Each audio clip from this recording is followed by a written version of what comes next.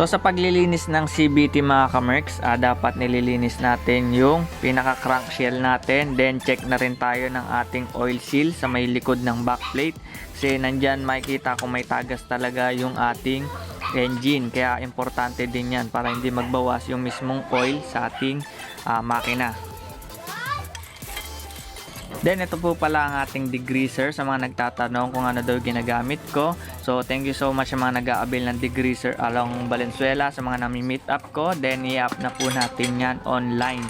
So don't forget to hit like and subscribe muna sa aking YouTube channel para updated kayo sa ating latest video.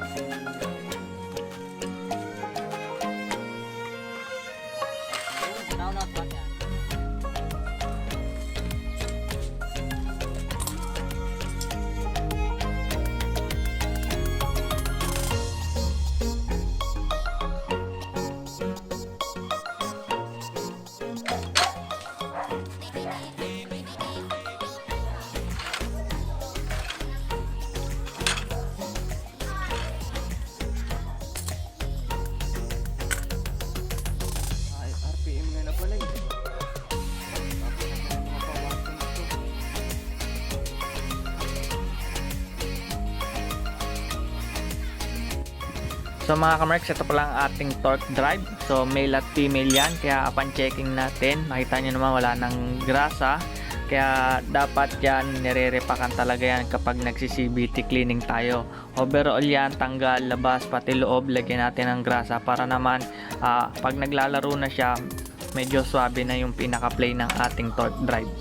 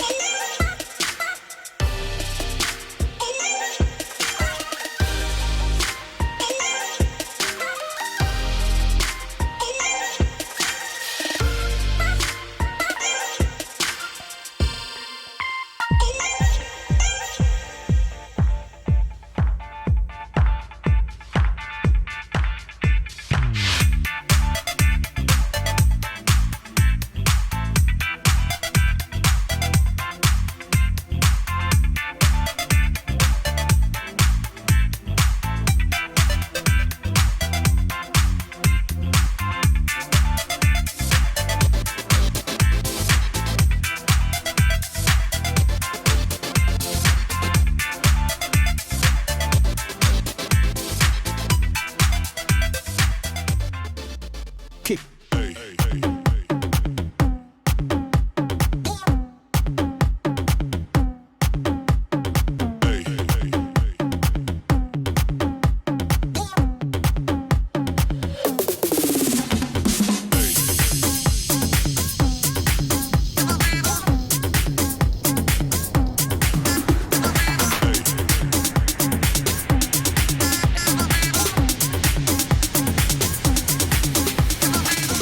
Everybody shake it, baby.